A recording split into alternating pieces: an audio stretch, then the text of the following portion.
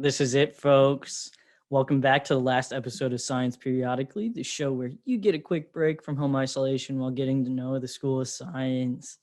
For those of you that may be new, my name is Dustin Ryder, and I'm your host for this week's episode. I also want to give a quick shout out to Ray Patel, who's actually been here to nearly every episode. So awesome. Thank you so much. We appreciate you. Our last guest is actually a great one, Dr. Jane Williams, one of our associate deans here at the School of Science. We'll be discussing kind of what to expect this upcoming fall semester and pretty much all the questions you guys are going to have. So usually I jump, directly into the riddle from last week in our news, but today's episode kind of needs a little bit of sentiment. The show has been like a really great part of my home isolation, and I hope it has been for all of you guys as well. So while this may be our last episode of Science Periodically, this is definitely not the last time you guys are going to see me. The fall semester is literally right around the corner, and I know all of us here at the School of Science can't wait to welcome you guys to the campus. I look forward to kind of meeting everybody, so if you guys see me in the hallways, make sure you guys are introducing yourselves. And if you guys ever find yourselves lost, just let me know. I'm more than happy to help you guys out.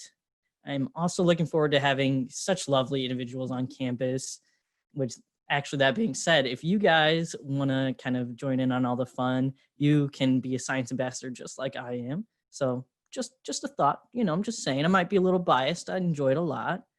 So anyways, with that being said, let's kind of talk news and riddles before we head into our interview with Dr. Williams.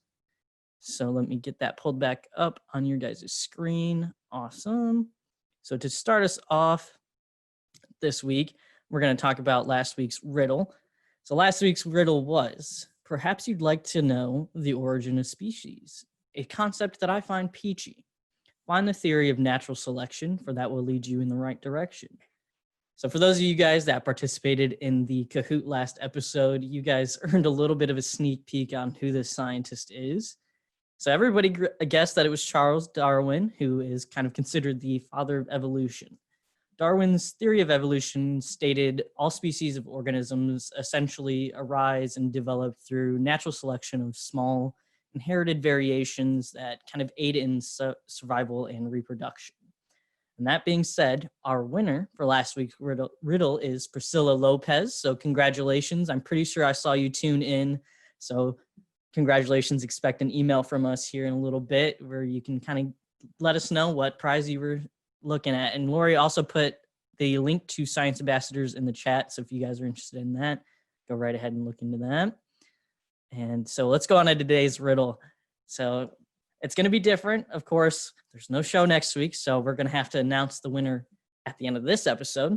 So make sure you guys are listening closely and getting ready to send me a private chat with your answers. So you guys are going to notice that there's two me's in this chat. Either way, I'm going to get your chat, so don't worry about which one you're sending it to. Anyways, the riddle for this episode is, toss your mind into the black hole of the universe, a subject that I can't help but traverse. The secret of singularities I unlocked, circling the theory like a hawk. Who am I? So if you guys think you know the answer to this week's riddles, send them on over right now through private message. I'll repeat this riddle once more at the end of the show if you guys didn't quite hear that. And then on to the news and social distancing portion of the show. Let's take a look at some of these out-of-world topics. So life is all about perseverance, and so is this next piece of news. NASA's Perseverance Mars rover was successfully launched from Cape Canaveral on Thursday. Its mission is to pick out rocks that might preserve signs of past life and store samples for a future mission back to Earth. Most of the rover's 7 sets of scientific instruments work in service of that goal, including zoomable cameras to pick out the best rocks from afar, and lasers and spectrometers to identify a rock's makeup. However, Perseverance is pretty much more than a rock collector. The rover will probe the ground beneath its wheels, fly a helicopter, which I think is pretty cool, track the weather, and test tech for turning Martian air into rocket fuel. Quite a trip there, I'd say. The 23 cameras will kind of help scientists put together a HD view of the landing process and deliver images of the landscape to aid in scientific specimens in breathtaking details. Also, I meant to say and, my bad. So you'll get images of the landscape and scientific specimens in breathtaking details. So it'll be kind of a while before it gets to work, since it's not expected to land until February of 2021. But while we wait for the rover to land, we can discuss a little bit about our taste buds. So neuroscientist Camilla Anderson of Aarhus University in Denmark recruited 24 adults for a taste test to see if fat should join the major taste of sweet, salty, sour, butter, and savory. So does the tongue send the brain a distinct signal when it encounters fat like it does the others? So I have to admit, her experimental gear looks a little bit something straight out of a science fiction novel, with a cap to record electrical activity in the brain. You kind of also got a clip to pinch the nose shut, so there's no smelling allowed in this one. And you also got a pipe to drip milk onto their tongues. It does, I'm not gonna lie, it looks a little kind of fun right there. You can also see the photo, so you can see what I was talking about. It looks a little bit from a sci-fi novel there. The milk contained fat ranges of skim milk, which is 0.1%, to whole milk with 4% fat, to kind of a thick cream that contained almost 40% fat. So she added a tasteless additive to the milk to kind of make sure it's as thick as that cream is. So, I get a little bit of bias in that. She measured the electrical activity in their brains using EEGs, and these EEGs actually picked up a signal when the participants tasted cream, one that was much smaller for the whole milk and kind of missing for that skim milk. So the signal appeared around 100 milliseconds, 1/10 of a second, after the cream dripped onto their tongues. The new study shows that the brain knows when the tongue touches fat. But Anderson says she doesn't want to say she has total proof. She kind of stated fat might be a taste, but using this data alone isn't really proof. It's just another observation.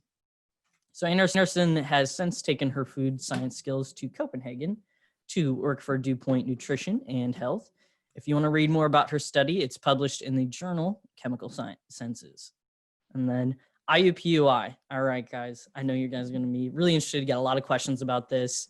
We're more than excited to welcome students to the fall semester, and we realize you guys are going to have a little bit of questions about many things, including COVID precautions, academic calendar changes, resident hall, and even the winter session. So we have Dr. Williams here today to answer questions, but also we want to make sure you guys are aware of the website that is created for you to help answer more that we might not get to today. So fall2020.iu.edu is the place that can answer pretty much all of your questions.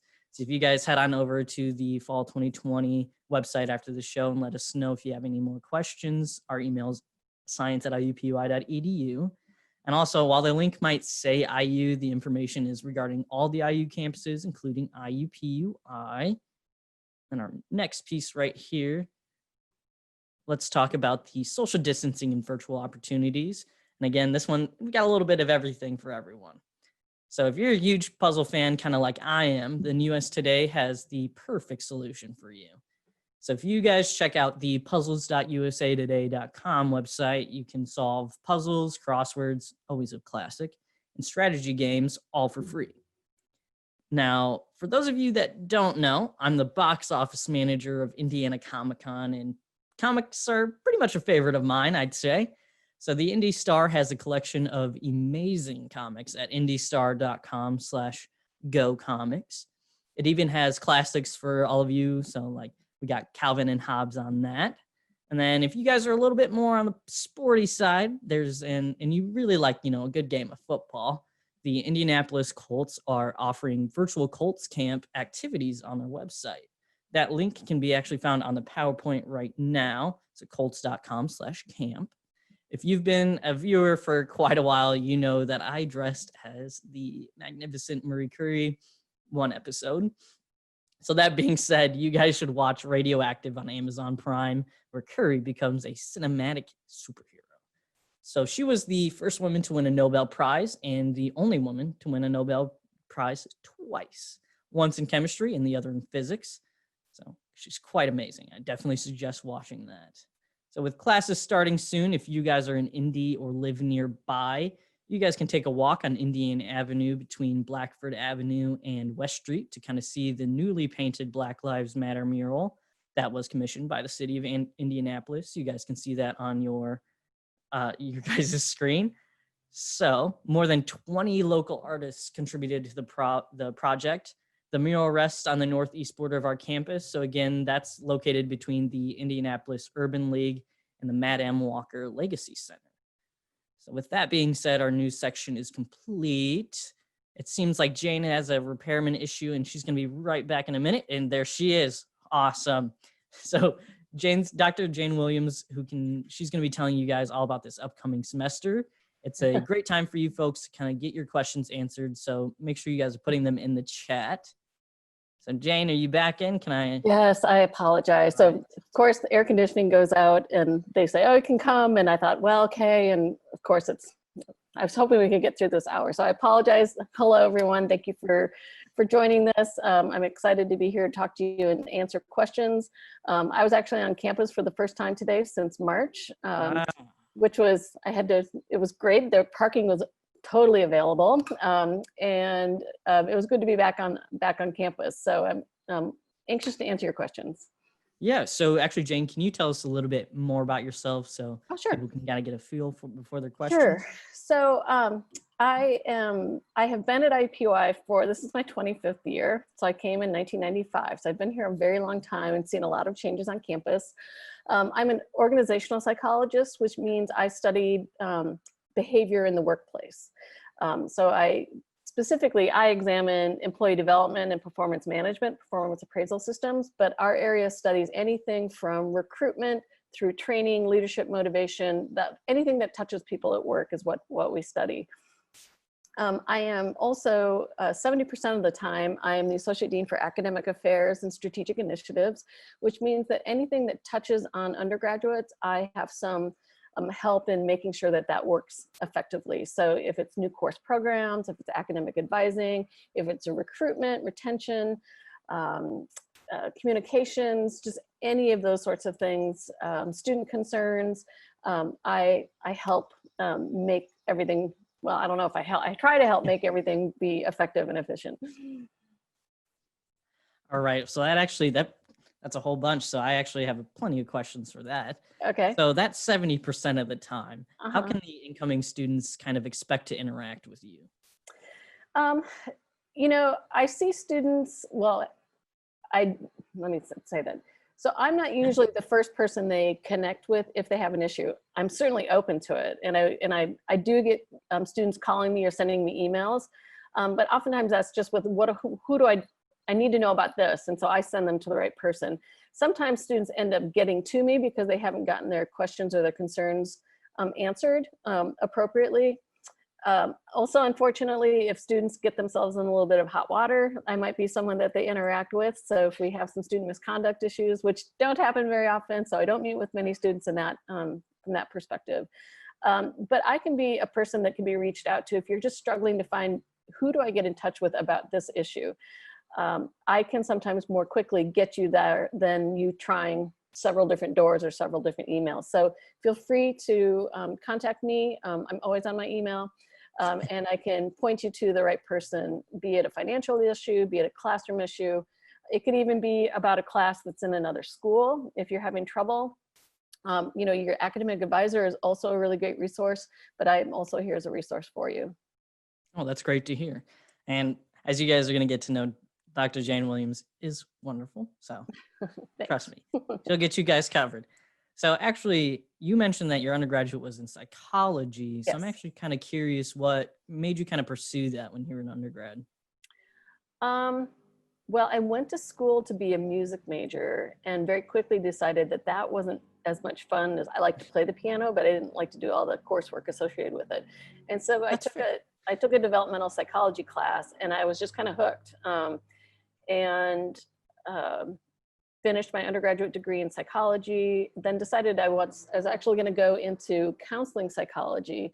But as I got accepted into a graduate program, but as I got closer to that date, I was like, I don't think I can do that. I don't think I want to listen to people's problems. I just didn't see it as a good way out for me. But I had seen a speaker once come and talk to us about industrial organizational psychology. And I started thinking, well, that's the psychology part, the people part of it I like, but it's also this really pragmatic kind of part, like is working in an organization. So I started researching that and was lucky enough to get into my graduate program. So, you know, we always tell you to be planful and to do all this. I did it exactly the wrong way, but it worked out. Well, I'm glad it worked out. And Yeah. you have such a wonderful person here on campus. So that actually being said, with that psychology aspect, you are also a professor here at the Yes. psychology department. So what classes are you personally teaching with that department? Well, because of my 70-30 split, and I also teach within a master's and doctoral program here in the psychology department.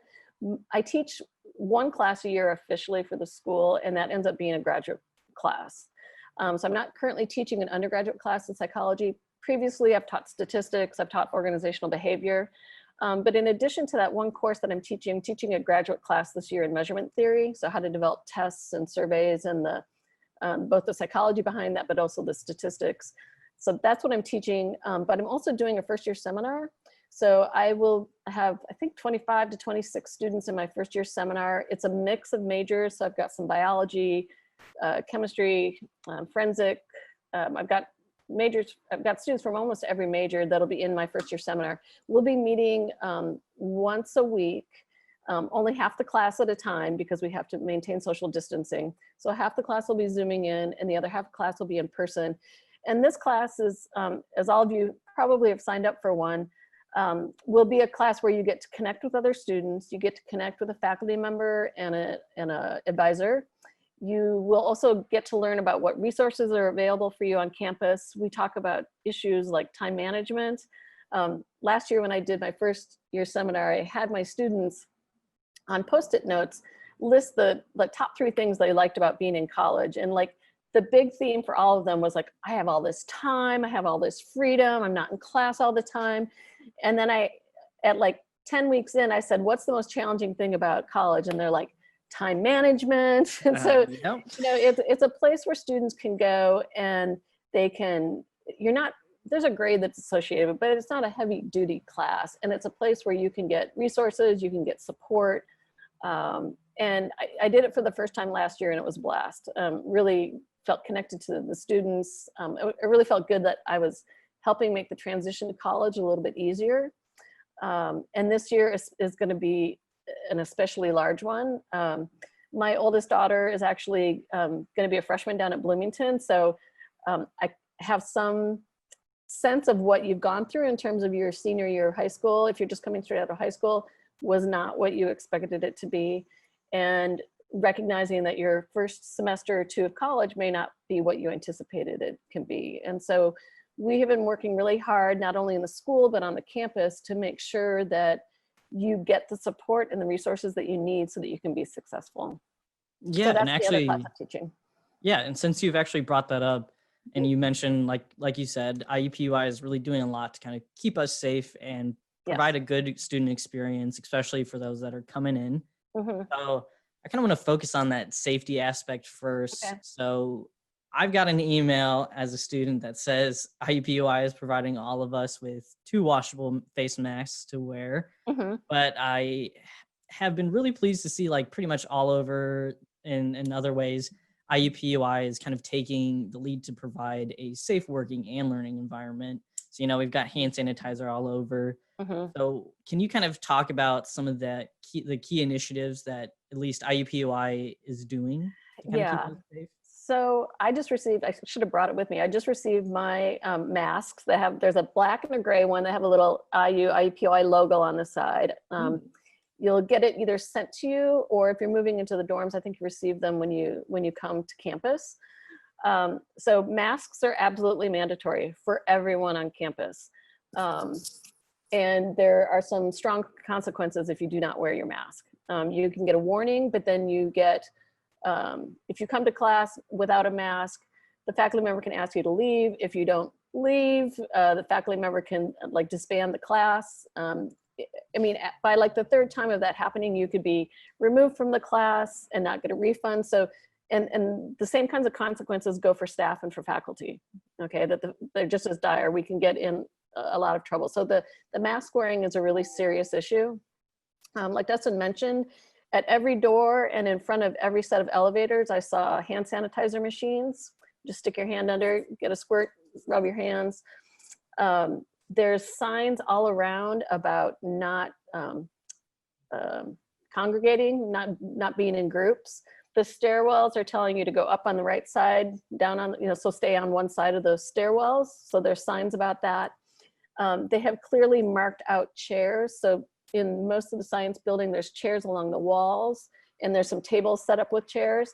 They have either removed some of the chairs, or there's tape around chairs so that you can't sit on them. So they've socially distanced all the chairs around around the building. We've done the same thing in all of the classrooms. So they honestly physically went into each classroom and measured the space to see exactly how many people could be in that space safely.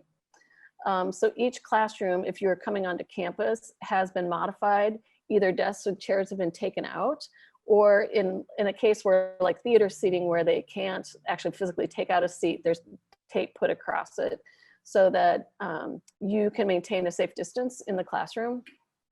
And they've done the same with labs, which is especially important for science students because you need to get your labs. Those are very hard things to do online. Yeah. So for instance, chemistry has labs that start as early as like 7:30 in the morning and go till 10 at night, so they can reduce the number of people in the labs and maintain safety. So I think we've gone to great lengths. Students living on campus, of course, will have to be provide a negative COVID test within 10 days of their move-in date. And then I believe the other testing will also be going on throughout. If you are a student who does not feel comfortable coming to class, even though your class might be a hybrid class where some of the class is coming to class some days and others are Zooming in, faculty have been asked to be very, very flexible with students so that if they become ill, if they have a family member that's a high risk, something like that, that students are allowed the flexibility to still participate in class, but maybe not physically being present. Cool. That's great and to hear. just to be as flexible as possible. So does that give you a sense? I think, yeah, that was honestly a wonderful response. So thank you for that. Okay. So I think that really touched on a lot of topics, especially like you said, lab is such a huge portion for the science students. It's pretty essential. Mm-hmm. So having like knowing they have options is a really great thing to know. But on the mask topic, so I might be a little forgetful sometimes, right? Yes. So what if I forgot my mask at home? What would you say? So there will be masks around. So each department should have some additional masks. What I've heard Nasser Paydar, who's our chancellor, say is he wants masks to be like a candy dish. He wants them to be available because people are going to forget. I was just on a faculty call right before this and somebody said, I got halfway down the hall and I forgot my mask and I went back running. So we recognize that people are going to forget. I mean, it's become sort of our normal, but it's not, right? And so there will be some additional masks, probably just maybe those blue paper ones, I suspect, that will be around campus. So there'll be some various spots for people to pick them up. Awesome. That's actually wonderful. I'm glad to hear that. Now, on to the dean's office part, and everybody wants to know probably, will the dean's office and kind of the department offices be open for walk-ins, or should they like call ahead? There'll be both. So we've been working out the situation. So the campus wants all student-facing offices to be open to students, so that if you're on campus, you can go. Now, it might be a little bit different because if you've never been in the dean's office, it's not a very big space when you first walk in. So it might be that we only allow one person at a time in there. All the offices have been ordering like plexiglass, like they have at the grocery stores and everything. So everyone's been ordering the plexiglass so that the person who's sort of the greeter in the office, you and they can be safe, but that person will still always have a mask on. There may be shortened hours. So the hours may not be like 8 to 5 every day, but there's a portion of time when each office will be open. The department offices, the dean's office, the peer advising office. Most advising will probably still be done via Zoom. So because most advisors' offices aren't big enough for social distancing. But the peer advising office, for instance, like in psychology, will be open. You can set up appointments appointments like that. But all of the major departments will be open for student services. So, and also like the bursar's office, everyone over in the student center that the student might need access to, they will also be open. Okay, that's great to know. So if And the anybody, libraries, again, yeah, and the library's back open. They oh, have, I just got an email about it today. The library's back open, which is a great place because they have good computer banks and everything. They yes. may also have to be socially distanced, so there may be some computers that are X'd out, but that will be open to students. I think their hours are a bit shortened currently, and maybe just until classes start. It's shortened hours for just this 2-week time span. Yeah, I feel like if anybody wants to double check those hours too at any point during the semester, the library does have a website too as well that tells you hours of operation and so on and so forth. Yeah. So Jack actually has a question before we Sure. continue on. Jack wants to know, will there be club meetings this year? Yes, it's likely that they will have to be virtual. You know, unless, while the weather's nice, we might be able to do some things outside. And we are going to try and do some activities if we can do them in a socially distanced, safe way. But I think the plan is still for clubs to have meetings. They'll just have to operate a little bit differently. Good to know. So if you guys are interested in joining the clubs, just keep that in mind. Again, you'll probably be meeting. It'll just be a little bit socially distanced. It's no biggie. Now, we've got another one. How about tutoring like for Mac? So if you're like in the math assistant center, how do you think that'll be going? So the way that it happened over the spring and the summer is how I think it'll continue, is that there are math like Zoom rooms. So each class will have its own Zoom room and you can just kind of drop in when you need assistance. So you'll still be able to get access. So, you know, when you go down to the Math Assistance Center now, it has like a table for 165, a table for 153. So they have different places. It will be like that, it'll just be virtual. Okay, that's great to know. And I feel like if you guys have more questions about that too, they're probably also trying to settle on what they want to do. If you guys want to keep up, probably you can ask the math department. So they have an email, just math@IUPUI, and also math info. Really, both of them are going to get in contact with them. So just keep that in mind too. Now, we have a lot of students, like 50% of our freshmen and pretty much students live on campus. You mentioned this earlier about the COVID tests online. So do commuters or kind of students that live off campus need to submit that COVID test as well? Not to my knowledge. I think we're concerned about the students who are in residence. Now, I've heard that there's some plans that they're hoping to have like sort of students being tested on a somewhat regular basis, but I don't know that they have the full plan for that. I would imagine that if students are wanting to perhaps work in labs, even though we're socially distancing within labs, that might be a request of a lab manager just to make sure. But I think right now it's just for those students who are in residential. Okay, yeah, that makes sense. Setting. And so for the students that are, you know, also living on campus or they've gotten a COVID test beforehand, do you know where they can, I know there's a form for like submitting it. Do you know where they can do that at? Do the testing or send the form? For the form. The form. I think you have to present it when you come in to live in the dorm. So I think that's one of the things that has to happen when you come to come live in the dorm, is you have to present that at that time. Okay, cool. And I think looks like Lori's searching something too, so she might be able to give you guys a little bit more information on that. Now, Nabila actually sent me a message of a question here. They want to know, will the recreation places like the gym and the game room be available? If you know this one, that'd be great. If not, we also have that fall 2020 website.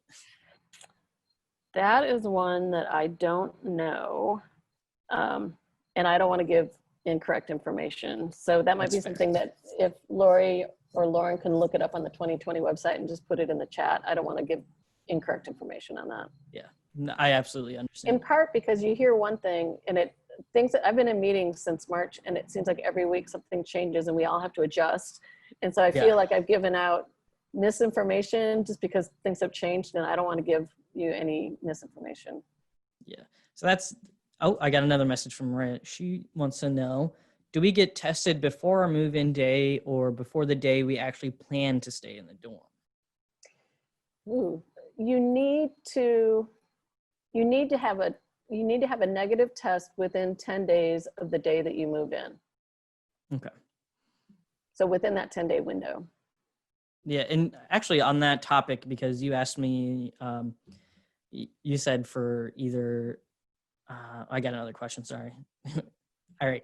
So you asked me, like, when I was talking about that form, you asked me if you mean like on campus or for testing. Do you kind of know what's going to be provided testing wise for students? I'm stumping you You're here. You don't have stumping me. You're stumping me. In part, I'm getting caught up because I think that students have to provide their own test prior to coming. And you can go, like I know here in Marion County, I'm seeing Lauren and Lori shake their heads, yes. Yeah, you can go on a website and sign in, but they only let you do it so many days in advance to sign in for a specific place. I know that, like, I'm down here in Johnson County, and my daughter needs to get a test before she goes down to Bloomington, so she's going to go down to the Memorial Hospital there. There, I just see Lori put something up about testing, so that's how you'll do it. Thank you, Lori. We appreciate it. So, man, there's so many questions on this, but I also know since we're going to online classes, a lot of students are kind of worried about that. But, you know, IUU and IUPUI kind of have that good history of the online education. So what are your kind of thoughts about how to best tackle these online classes in the fall, and like, especially for the students that are going to be new? Yeah. I think one of the most important things is it's easy, I think, because you have all this time, is to let things go. And even when you're in person, you have this time. If you're doing in-person classes, I would say make sure that you stay on top of your classes, attend the sessions. If you have virtual sessions, attend those sessions virtually. Don't let yourself get behind if you're not understanding something. Connect with that faculty member, maybe try and set up like a Zoom study session with classmates. One of the best things too about like a first year seminar, I always have my students do this, is I have them figure out who's taking the same class they are. They may not be in the same section, but who's all taking Math 153? Who's all taking Math 165? So maybe within your first year seminar, find out if some other people are taking the same class as you are, and you can kind of compare notes and help support each other. You can really learn a lot from each other in that way. Stay on top of the little assignments. I think one of the things that faculty have done is to take bigger chunks of information and break it down into smaller assignments. And that works better online. I think it's easy sometimes to say, oh, that's only worth this few many points, this few many points. I don't need to, I can lose those 5 points. Well, those add up really quickly. Yes. And not only do those points add up quickly, but we're giving you those assignments because we think it'll help you in a meaningful way. And so staying connected and staying on top of your assignments, and not being afraid to ask for help or ask for clarification. I know sometimes students, they feel intimidated by the faculty. And you know, faculty want nothing more than to see you succeed. And so if they can provide you with some clarification, and sometimes the student question makes me realize as a faculty member that I didn't give very good instructions. So sometimes it's helping me be a better communicator if you ask me for help. And also not being afraid to ask the silly question. What you think might be silly, 10 other people in the Zoom room might be asking that, having that same question. So typically it's not a silly question. So just, you know, be brave. You know, we're here trying to provide the education the best way we think possible, but sometimes you may need to have it explained to you from a different direction. So I guess, you know, hopefully do your part in challenging us to give it in a different direction. I think we have wonderfully committed faculty that want to do the very best job for you. But sometimes we need your help in knowing where we're not being clear. So I guess that would be some of my suggestions. I don't know if it answers the question that you're asking. No, it absolutely did. Okay. But on that topic of the faculty, we kind of throughout the episodes talked about the importance of kind of connecting with them. So do you kind of have suggestions for the best way to kind of connect with your professors in kind of both the online category and the in-person classes? I think not being afraid to ask them a question. If you think, I mean, one of the things that's special about science is you can really dive right in. You can get involved with faculty and get involved in science. Oh, great, the rec center will be open. Thank you. Awesome.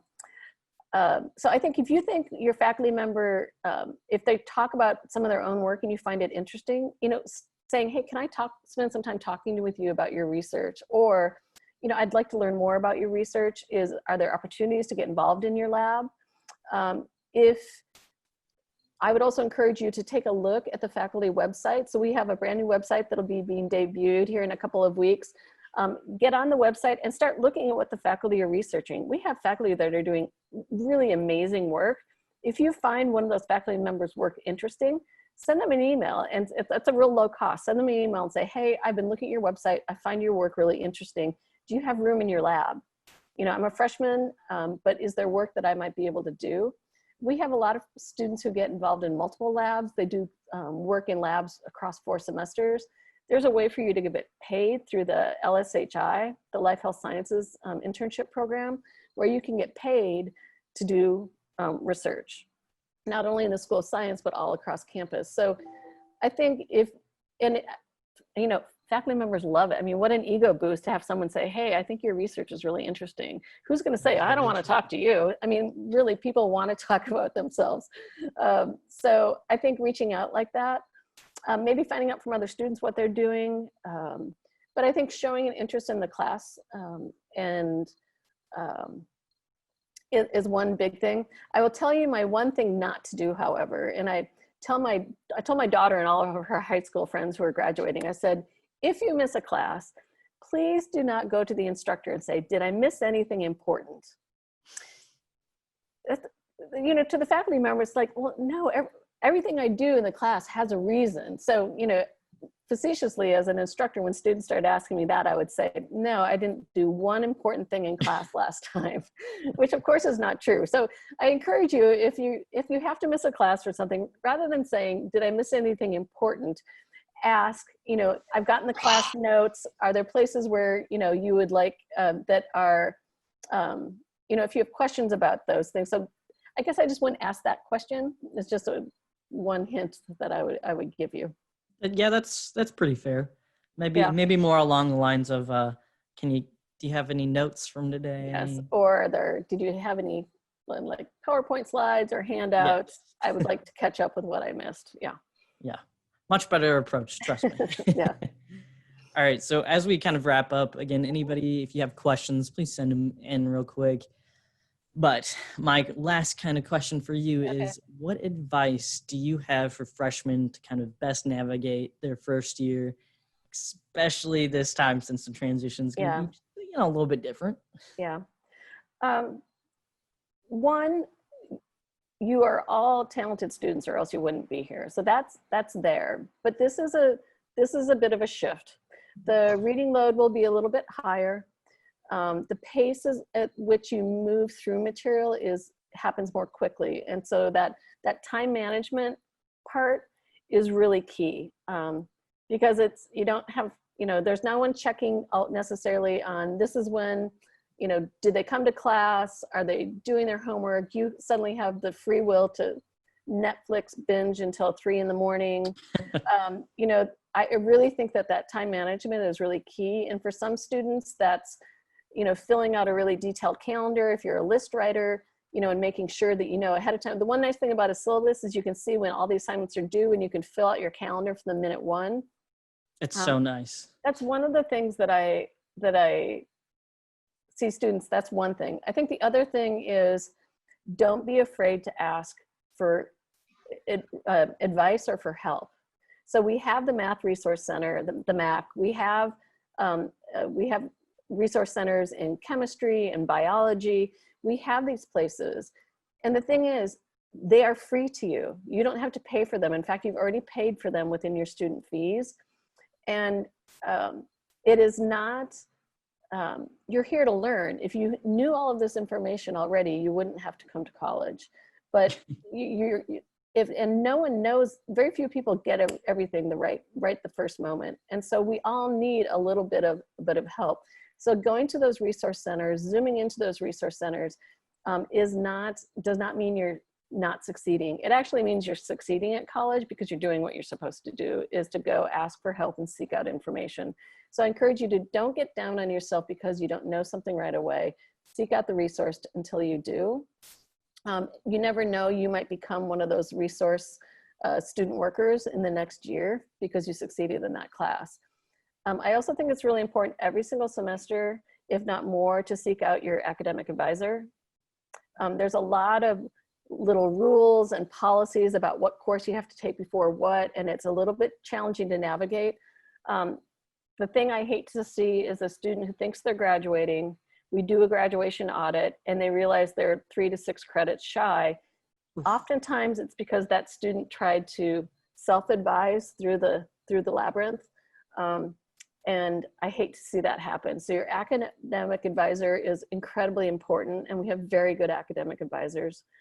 Also, if you are struggling, especially this semester, if you are struggling with like internet, if you're struggling with suddenly someone in your household gets sick, if you're struggling with health issues, instead of just dropping out of class and just sort of disappearing, I would say you don't have to open up your entire life to your faculty member, but it's much easier to fix things. It's much easier to navigate that if you've let them know that, hey, I'm doing this from home. My mother got sick, and so I'm having to help out with childcare. It's impacting my ability to do this, that, or the other thing. It's much easier to like troubleshoot and figure that out ahead of time, rather than a month later you say, hey, this is what's been going on, and you've lost a month of time. So, and you can even reach out to your advisor and have your advisor help you navigate with a faculty member if you feel more comfortable doing that. But don't let yourself get so far behind before you kind of reach out for that lifesaver. I absolutely agree with that. That's some great advice. I definitely think everybody should adhere to that. So but I also haven't got any more questions. Take challenges and have fun. You know, Yes. Join a club that has nothing to do with your major just because you think you might meet some new people. There's such interesting people on campus, such helpful people on campus. So this is your chance to kind of branch out and try something new. Yeah, I absolutely agree. Well, I haven't gotten any more questions in the chat so far, so I think you're off the hook, Jane. You're more than welcome to stay with us until the end if you'd like. But again, we really appreciate you coming on, and you've been extremely helpful. So thank you for that so much. I just couldn't answer the gym question, but at least we got it answered. Yeah. Oh, wow. How dare you, Jane? No, again, we really appreciate it. I hope you have a good rest of the day. Certainly, certainly. All Take right. care, everyone, and best of luck in your first weeks. Yes, absolutely. And Lori will probably put her email in the chat. If not, it's also on your screen right now. So if you want to reach out to Jane, you're more than welcome to. Please do. I've got to run to another meeting. Have fun. Thank you again. Okay. Bye. Good luck. All right. As we wrap up our last episode of Science Periodically, I'm going to say this week's riddle once more. So make sure you guys send your answers to me in the chat so you guys get the chance to win.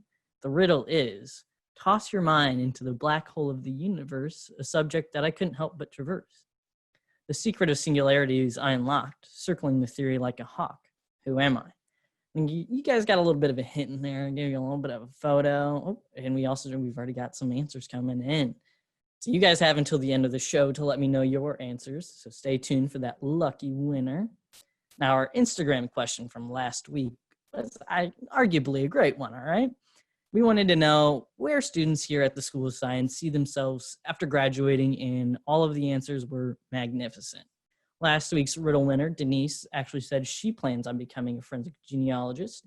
A lot of responses mentioned graduate school, PA school, as well as medical school, and as you can see, optometry school.